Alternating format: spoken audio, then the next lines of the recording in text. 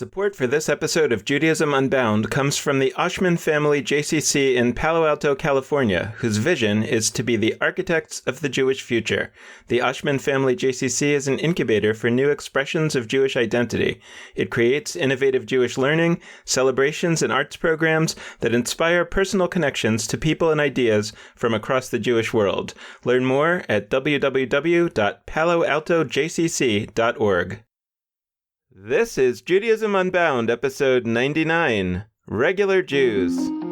Welcome back, everyone. I'm Dan Liebenson. And I'm Lex Rofberg. Before we get started, we want to say, as we always do in these discussion episodes, although it's a little weird because we've been doing it for the last few weeks because it was December, but we'll say again that we really need your support. We value your support. We've been so thrilled with the outpouring of support that happened in the end of 2017. It's so interesting to see. Thanks to all of you who have helped Judaism Unbound keep going in the year that has just passed, and thanks so much to those of you who are willing to help us in the year ahead. You can go to www.judaismunbound.com/donate to make a donation, and we are so grateful to you.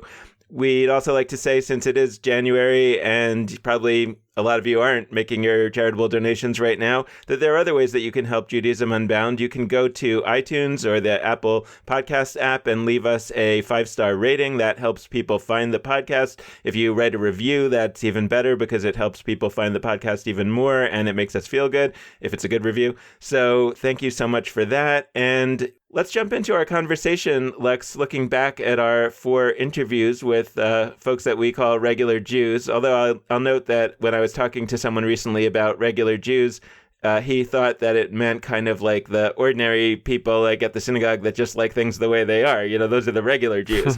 And the extraordinary Jews would be the ones that are looking to do things differently. Well, what we mean by regular Jews is just sort of your everyday person, you know, not somebody who is trained to be a Jewish professional, whether that's a rabbi or some other figure, but just regular people, just folks. That's what we're looking at. And we're saying, you know, well, what can regular people do that is profoundly important and high impact in the Jewish world? And what's interesting to me is that a lot of that starts small and local, you know, and so I think Fred Price was really a great example of that. I mean, here's somebody who, he didn't even really talk about this exactly, but, you know, I know that he sort of started his journey with the synagogue book club. You know, I think he sort of took over the synagogue book club and whipped it into shape. That evolves into this group that's meeting literally every week and reading books. I mean, it's extraordinary how many books these people read. They're not regular in that sense. And then, you know, that goes to this quarterly meeting talking about big ideas, you know, and then that eventually becomes a company that publishes books, you know. So I think that what's important for me to start with is that what we're talking about here is shouldn't be intimidating. You know, it's not the idea that regular Jews should go around and start new huge projects or companies, but people should just start doing interesting things in their own lives, and you never know where that can lead. I think that's the big insight that at least I want to start with as a takeaway from these conversations.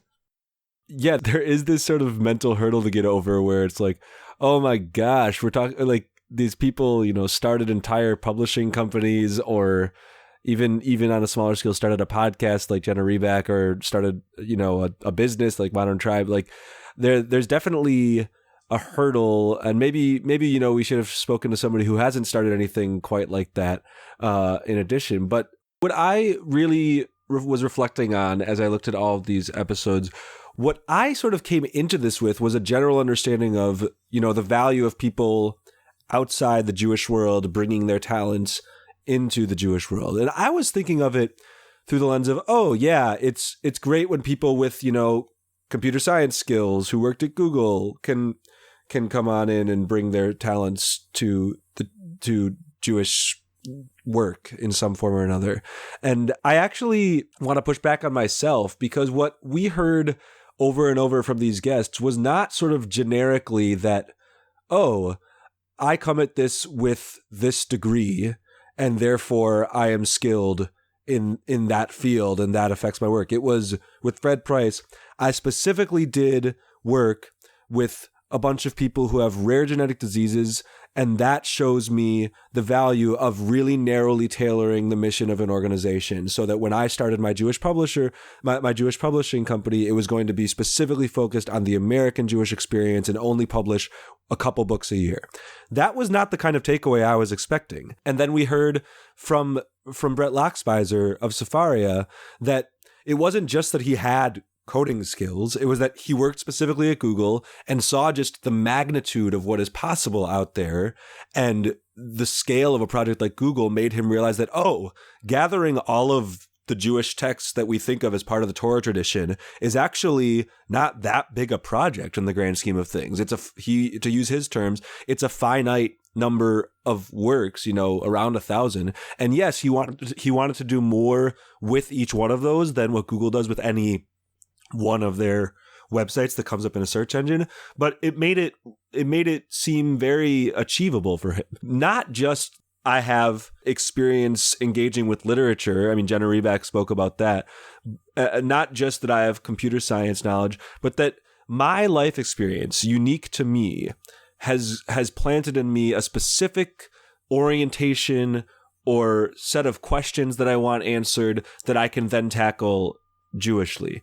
Whatever your knowledge level, whatever your set of experiences, whatever your educational background outside of Judaism, whatever your geography, it feels like these episodes demonstrate to us that you can absolutely bring that intersection to Judaism and create something that nobody else is thinking about.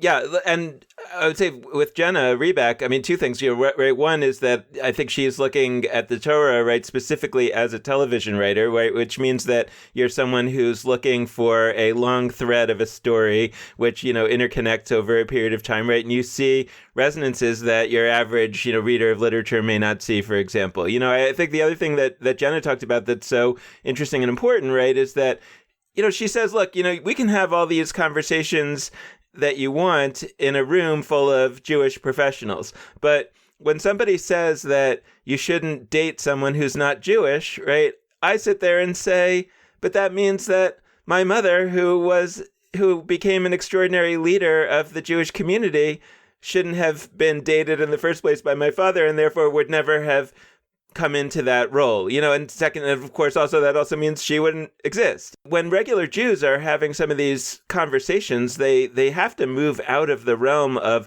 theory and into the realm of practical reality. And that's why I really think that it's so important for regular Jews, ordinary Jews, right, to say at the very least two things. Number one, if I sense a problem because of some, especially, like you say, because of some very unique experience or knowledge that I have in my field or in my life. So either, right, I happen to be the daughter of somebody who converted to Judaism who became an extraordinary leader, so I know that what you're saying is wrong, or I am a person who has worked in Google and specifically knows how things that seem so big are actually not, or I'm a person who has spent my life knowing that you can micro-focus on a particular aspect of something and actually, move the needle in a significant way, right? That I think that regular Jews should be confident that if they're making a diagnosis of a problem based on some special knowledge that they have,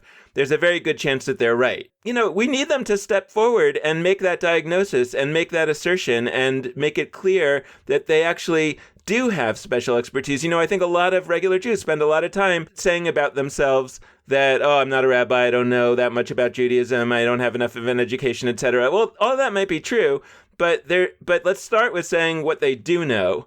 And what they do know may very well be something that literally no Jewish professional knows. But just the fact of being able to say, I'm seeing something, it's sort of like an Emperor's New Clothes story, right? Like I'm seeing something that nobody else on the inside can see. So number one, I would say about regular Jews is that they can do that. Number two then says, okay, well, I've made the diagnosis.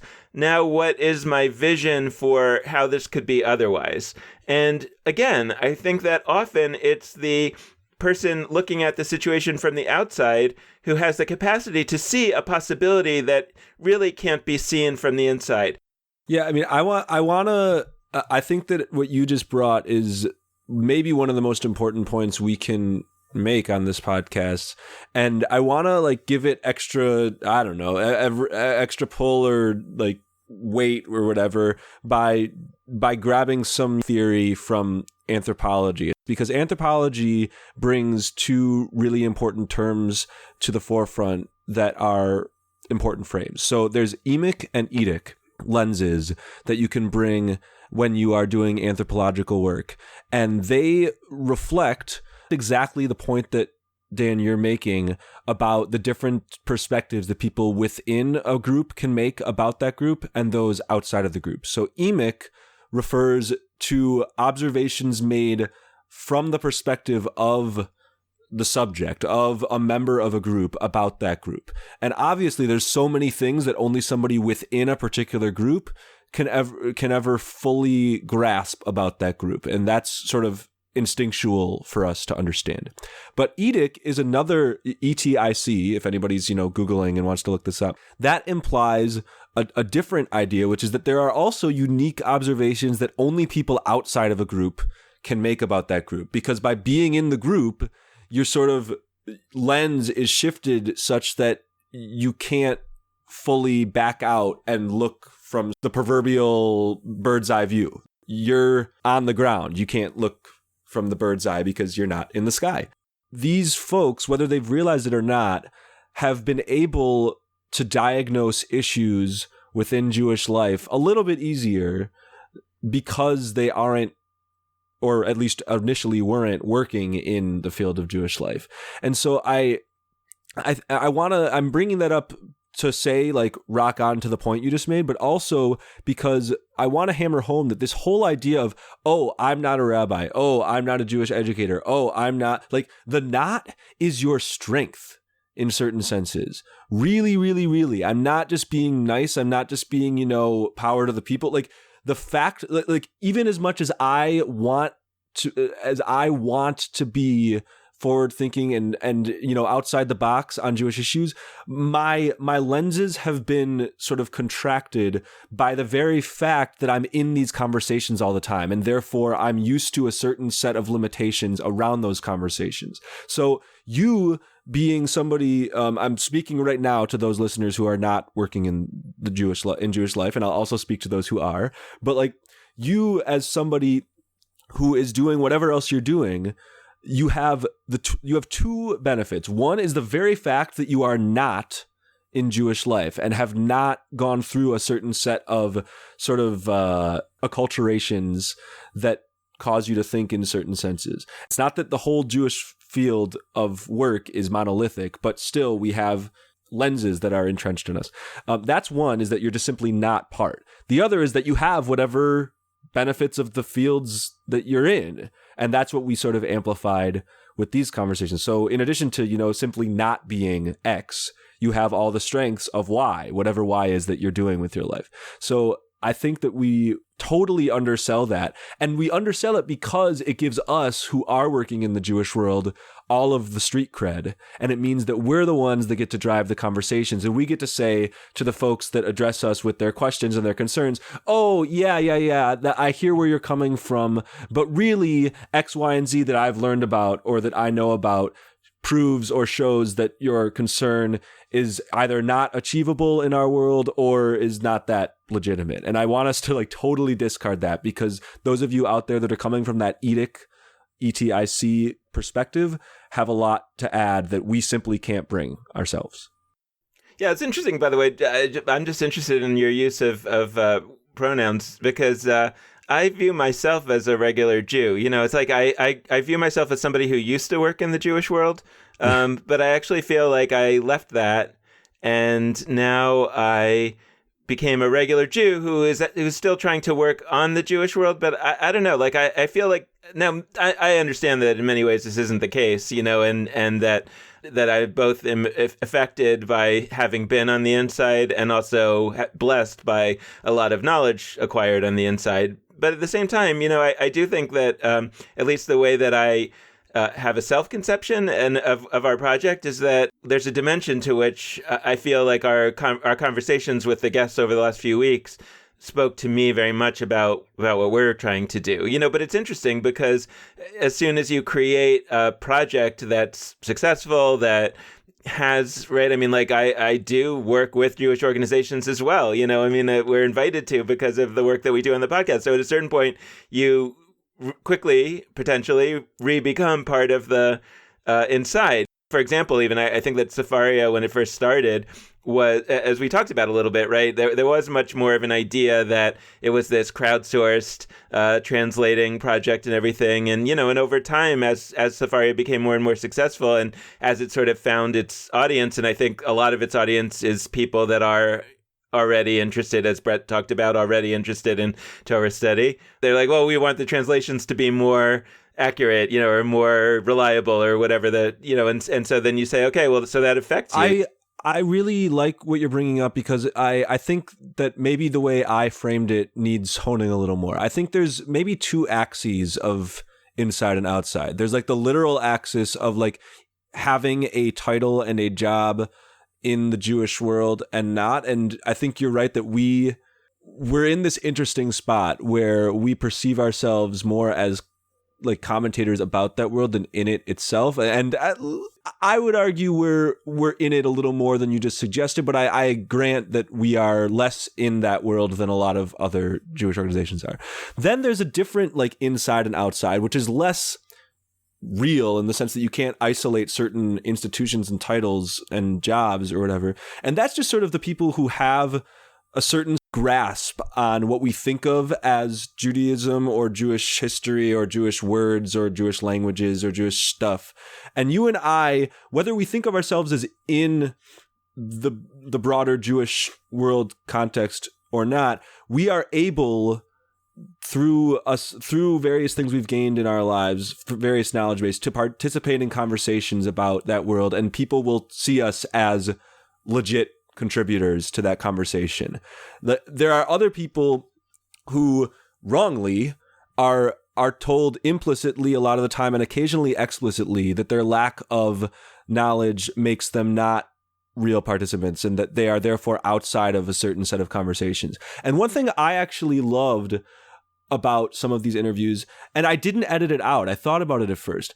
There were, and I'm not saying this to say mean things about our guests. I'm saying it to do precisely the opposite. There were a couple moments where words were mispronounced by our guests. And to me, that reflects something beautiful. It's not, oh my gosh, we had a guest who's pronounced a word incorrectly. Like, no, it means that people who are not at a place where they pronounce every single Hebrew word properly are absolutely among the most important leaders and contributors to Jewish life today. And if you are somebody who worries a lot about pronouncing the words right, and I know lots of these people for whom a big barrier to participating in conversations is, oh my gosh, I'm going to want to say something, but like that word, I'm not, like, I avoid it, and it terrifies me because people in the room are going to judge me because I say it wrong, or I'm going to say the wrong century for when some commentator lived, or I'm going to forget which book a certain story happened in the Torah. So I'm just going to stay quiet. Like, no, like the ideas that you are bringing are so important, and the fact that you might not be perfect on all of those fronts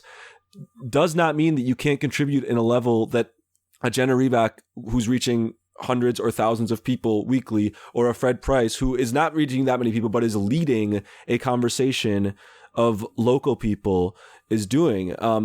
And we also, and at the same time, we had people like Brett Loxbizer who spent a year learning in yeshiva, and so is not an outsider to in certain senses, in the same way that we are not on that axis. But at the same time, there's that middle ground, and it creates this spectrum where we start to realize, oh, wherever you are on this, you are a contributor, and whether you don't understand the reasons why people are spelling Hanukkah differently, or even exactly what the story is, other than that one you heard as a 7-year-old in Sunday school, but you feel like you have some gnawing reason that Hanukkah could be better, it's probably got some weight behind it.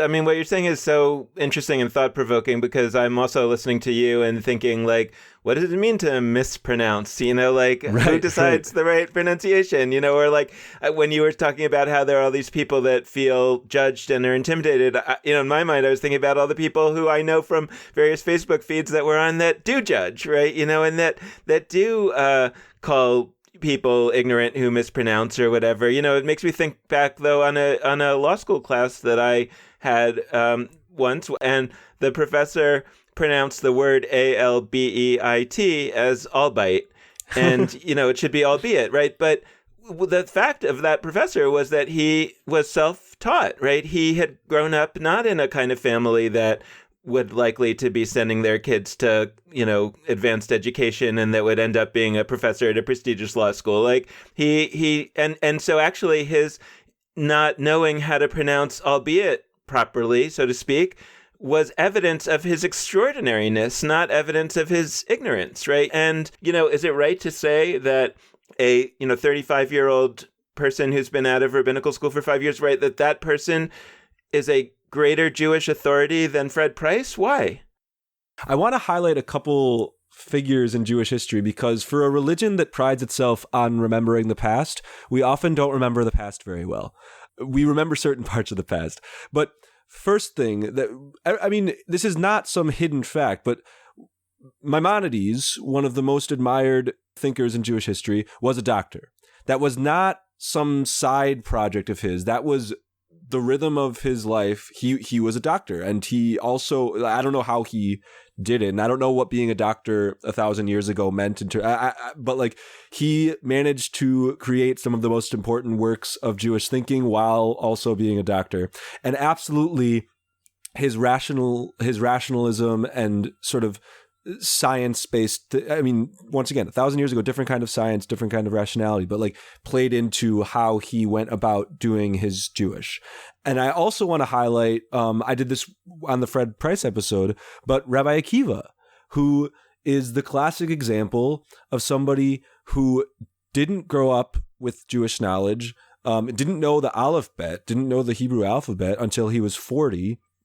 And then all of a sudden, he enters in a big way and becomes one of the most important Jewish teachers of all time. And what we don't quite say always when we're telling that story is the word because. We say, oh, Rebbe Akiva didn't start learning till age 40, and still, despite that, he became an incredible Jewish teacher. No, absolutely not.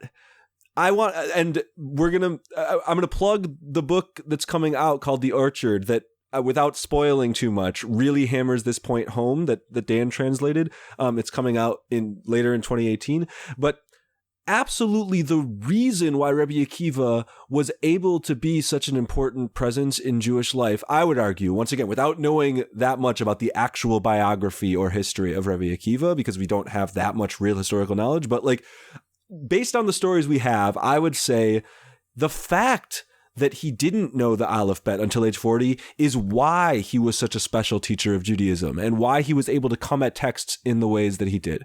So we really got to think about that because and not that despite when we're doing all this, and start to look at our friends and acquaintances and whatever in the Jewish world who are doing cool things, not as doing them, despite the fact that they didn't go to Jewish camp, despite the fact that they didn't go to Jewish day school, despite the fact, but because they didn't do all those things. Yeah, I love that. I think that's exactly right. And one of the things that I want to reflect on in terms of the guests that we talked to, for sure in the case of Jenna Reback and Fred Price, that they started and in many ways still are small. She's got a day job as a television writer. She's doing this totally as a side project, and she's creating something quite extraordinary.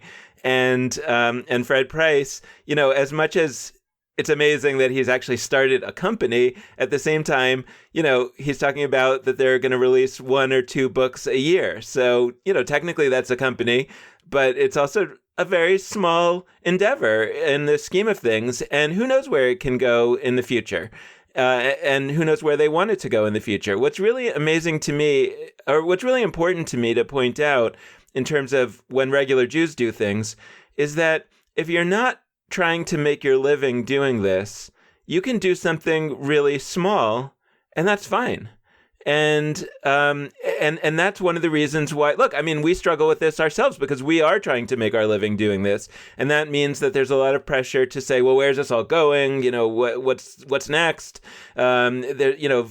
there aren't that many funders that want to fund you for what you've already done. They want to fund you for what you're going to do next when you're actually in the world professionally. And so there's a lot of pressure in that direction. When you're just a regular person and you're doing something really interesting, first of all, it can just be small because that's all you want. You're, like you said, we didn't interview people yet who are just doing something for their small circle of friends. I would love to interview people that are doing that. And there are some cases that we know about already, but if you are, let us know, right? Because the goal isn't necessarily for something to get huge in any way. And it's obviously if somebody's only doing something that's affecting 20 other people, and we, meaning Judaism Unbound, we're trying to promote something that's going to really have a huge impact, then our goal is to say, let's get thousands of people that are doing things for 20 people. And actually, that is our goal. I think that is what we want to see.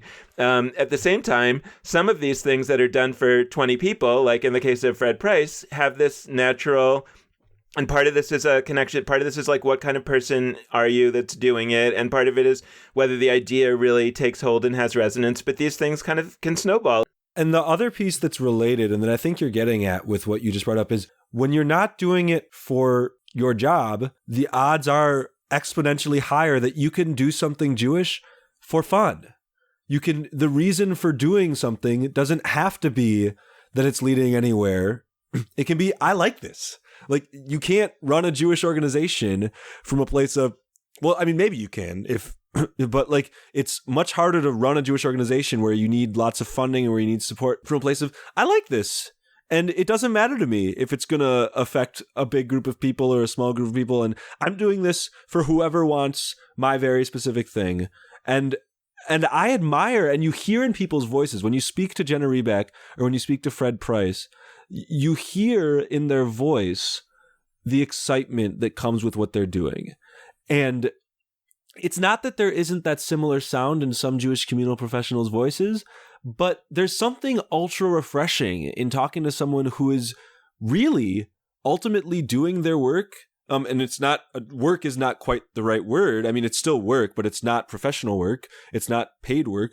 They're doing their book club or their monthly discussion group or their weekly podcast because, yes, they have a mission for it and they have real goals that they want to achieve, but ultimately they wanted to do this and see where it went.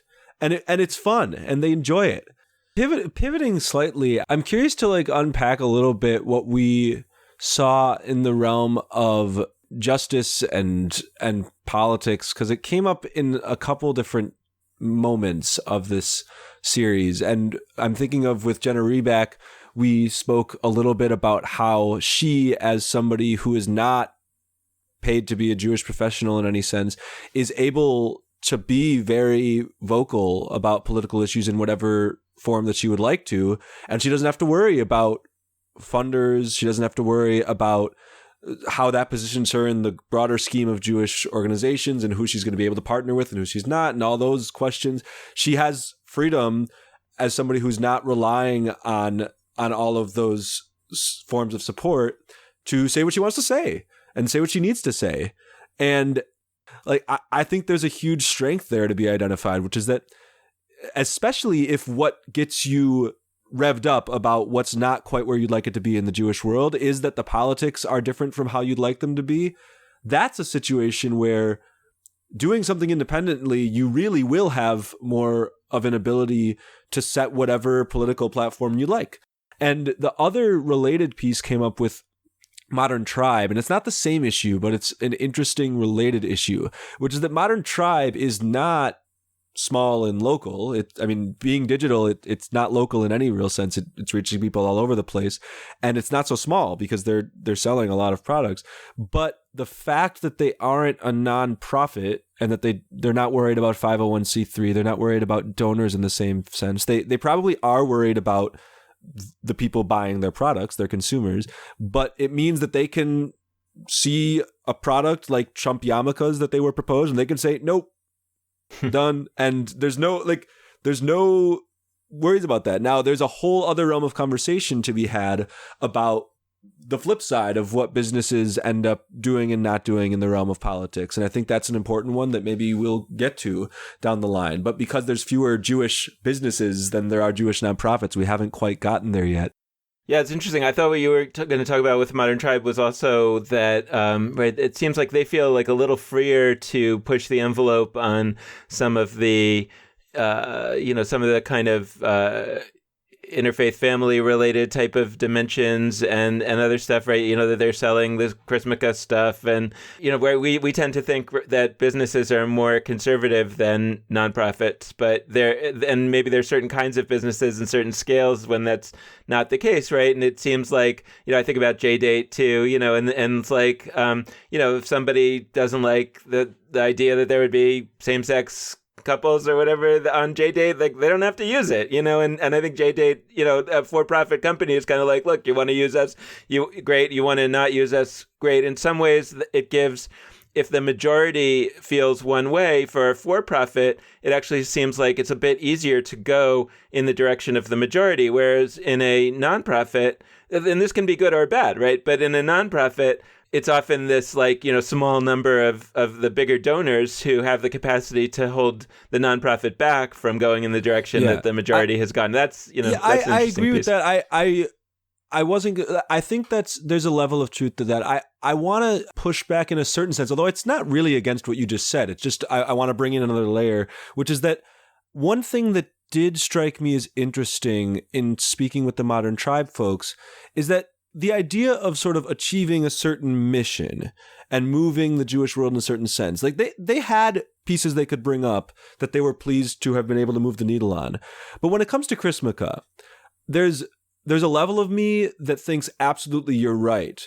They're doing this simply because they want to be part of being more open to interfaith folks. There's another part of me that thinks maybe there's a lot of people out there that will buy Chrismica products.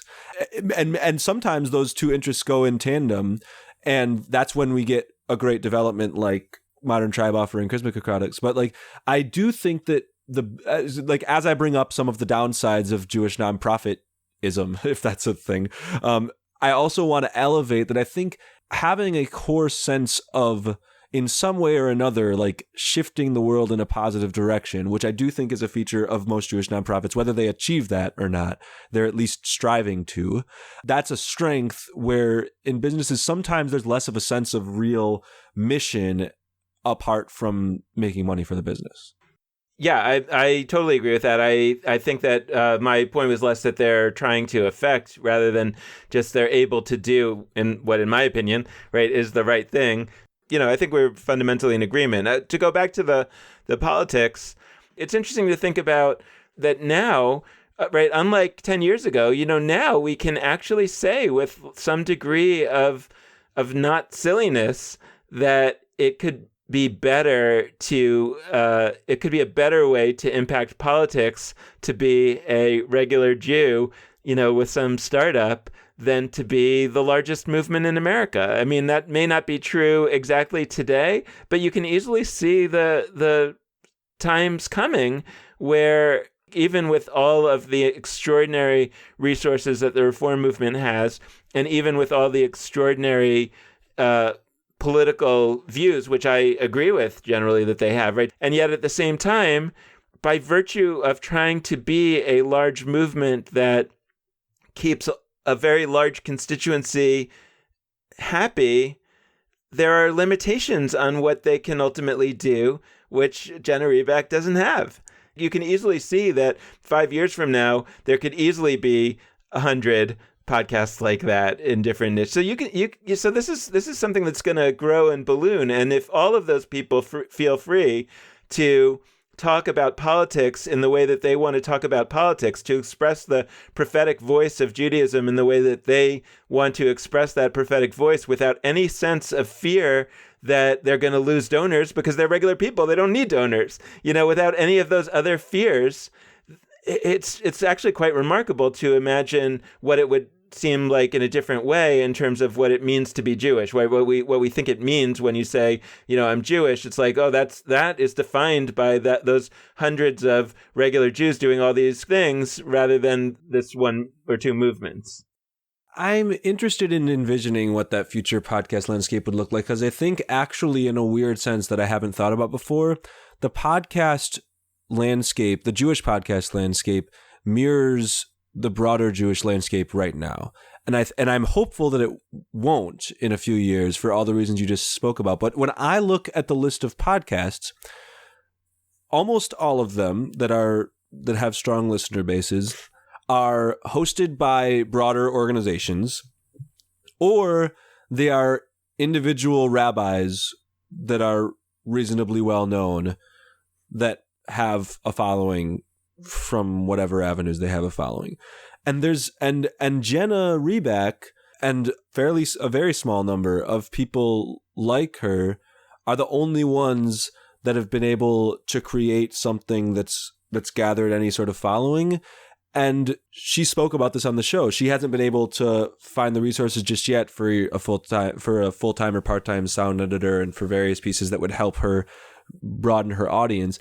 And I'm hopeful that because it's like a lower level of entry to create a podcast than it is to, create a 501c3 organization or do something like that, that we will see a change over the next few years. But what I'm worried about is that for all the reasons that we've consistently talked about people not feeling permission that this isn't going to change until the points that we're making, and we're not the only ones making them, but hopefully we're helping. But the points that we're making about, really taking ownership and really stepping up and creating the Judaism that you wish to see and not feeling like you're not allowed to because you don't have whatever knowledge. Like, I think the podcasts are going to continue to largely be those who grant themselves authenticity by virtue of being a rabbi or by virtue of working for a Jewish organization or whatever.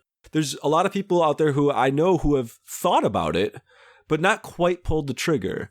And maybe it's not just that they don't feel permission. Maybe it's that they're not doing this with their job, so they can't just set aside all the time for it and all those pieces.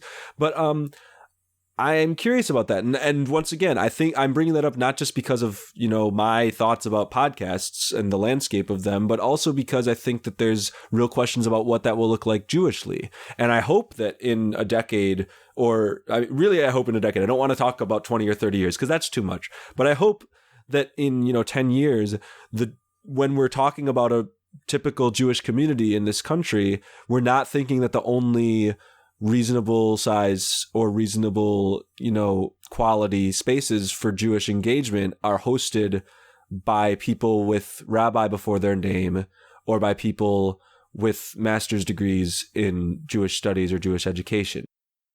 My thought to what you were saying about whether regular Jews can make good podcasts and whether that's just going to be a medium that's going to be taken over by the organizations. And you could ask that question about any kind of endeavor that regular Jews might do.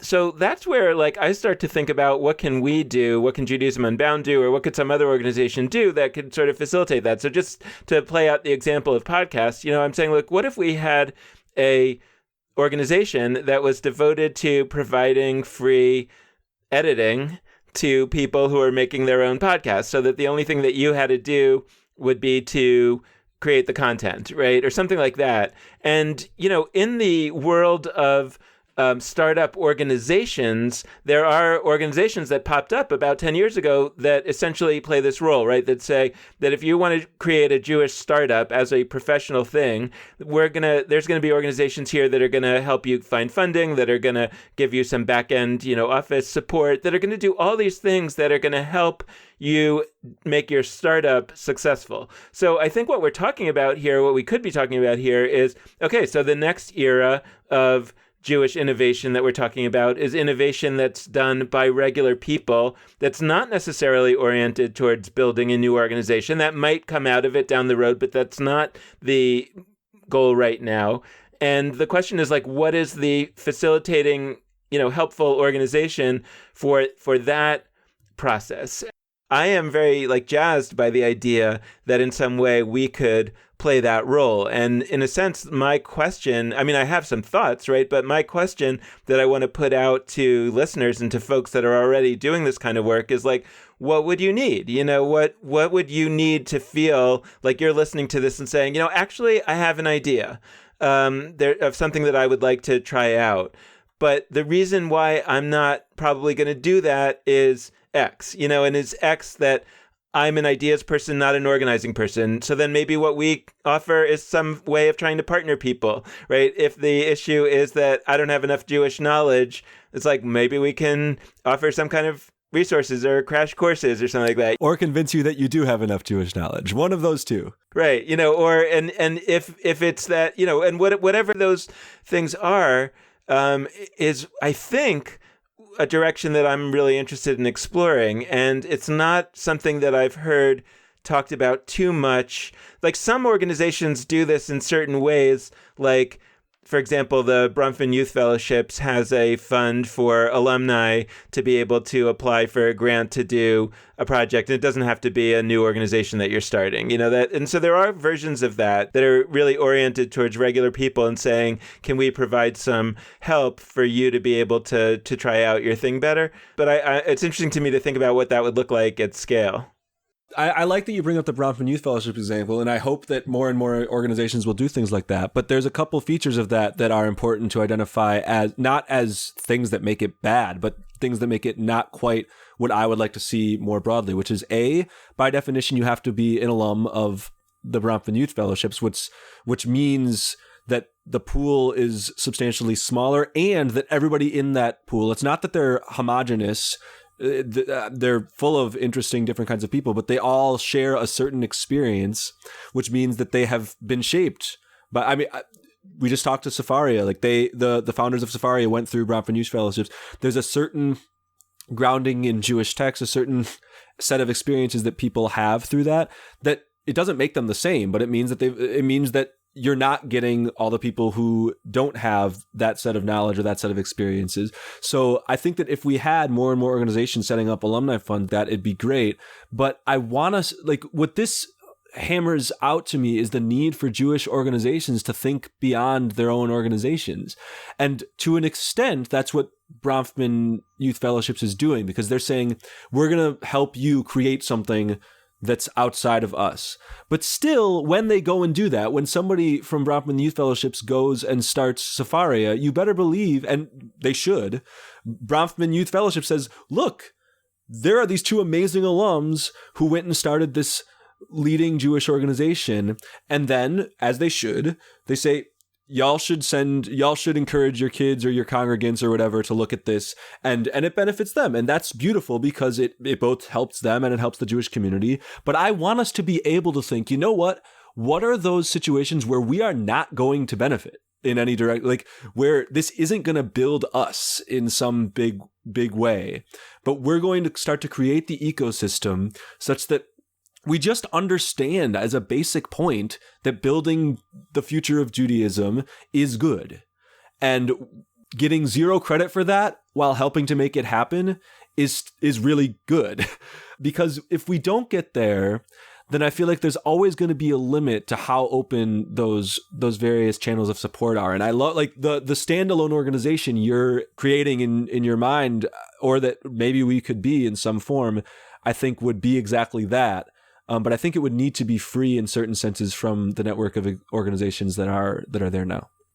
I just want to introduce one more thought before we wrap it up, which is that we are so used to thinking of Judaism as an organized system where some centralized body, like the Reform movement, the conservative movement, or some other full system provider, is kind of expected to offer the entire gamut of all of Jewish needs that a person might have. Many of their members may not take advantage of all of that, but that there's some notion that there's an expectation, or that the highest form of Jewish organizational development is when you do the whole widget. And I want to suggest that it's very possible, particularly because of the digital age that we live in, that it's not only that those particular organizations may not be working so well, and we need a process that's going to kind of surface the next new big organization like that. It may be that a future form of Judaism that is highly diffused and highly unbundled would actually work, because one of the extraordinary things that we have in the digital age is search, right? And in the same way that we see online that it's not necessary for any particular website to provide the whole widget, it's actually better when individual websites just focus on one particular fandom or one particular thing, because anybody that is looking for that can easily find it very quickly. What would it look like if Judaism was deployed that way?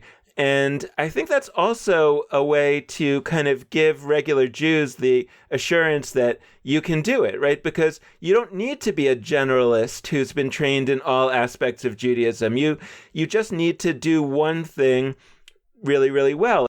That is something that seems much more plausible, that somebody who has extraordinary expertise from their professional life or from some hobby that they have, as we've been talking about, and may start with not so much Jewish knowledge, may never have that much Jewish knowledge, or may study and acquire the Jewish knowledge that they need, is actually able to produce an extraordinary one thing. So I think that this notion that regular Jews can really take hold and take ownership and take responsibility and do extraordinary things, I think in this really exciting way that I know we're going to continue to explore over the course of the show, starts to paint a picture of a Jewish landscape that's profoundly different from what we're used to seeing and what we've experienced in the past, but that, at least I think for me, feels exciting because it has the potential to offer me the kind of Jewish patchwork of experiences that I've been looking for the whole time.